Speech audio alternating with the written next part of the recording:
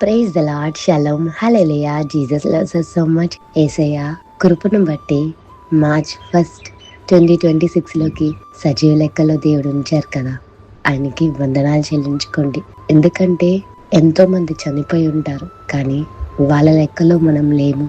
ఇంకా సజీవ లెక్కలో ఉన్నాము అంటే దేవుని పర్పస్, దేవుని ప్లాన్, దేవుని ప్రామిస్ ఇంకా మన పట్ల అలాగే కలిగి ఉన్నది అని అర్థం. ఈ పిక్చర్ లో ఒక బాబు కనిపిస్తున్నాడు కదా, ఎందుకో ఏడుస్తున్నాడు.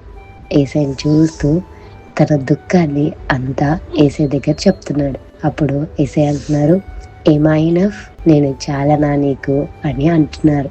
నిజమే కదా, మనం ఈరోజు అది లేదు, ఇది లేదు, నాకు కార్ లేదు, బిల్డింగ్ లేదు, ఏదేదో చెప్తాం. కానీ ఏసై ఉంటే మనకి అన్నీ ఉన్నట్టే.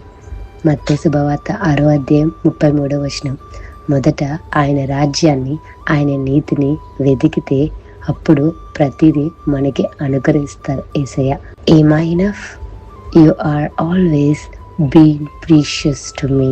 ఎంత చక్కటి మాట కదండి. యేసయ్య ఏమంటున్నారు, మీరు నా దృష్టిలో చాలా ప్రీషియస్. గుర్తుపెట్టుకోండి, ఈరోజు మీరు ఎవరికి ప్రీషియస్ కాకపోవచ్చేమో, కానీ యేసయ్యకి ప్రీషియస్. అందుకే చాలా స్పెషల్ గా మిమ్మల్ని క్రియేట్ చేశారు. అండ్ ఇంకొకటి ఏషియా 43:1 ఒక మాట ఉంటది, పేరు పెట్టి పిలుచుచున్నాను, నీవు నా సొత్తు. పేరు పెట్టి పిలుస్తున్నారంటే యేసయ్యకి ఇండివిజువల్ గా మీరు ఏంటి అన్నది తెలుసు కాబట్టే. Hebrews 12th chapter 2nd verse లో ఒక మాట ఉంటది, లుకింగ్ అన్ టు జీసస్. యేసు వైపు చూడండి, ఎందుకంటే ఆయనే ఆథర్, ఆయనే ఫినిషర్. సో ఏదో లేదని బాధపడద్దు, సృష్టికర్త మీతో ఉన్నారు.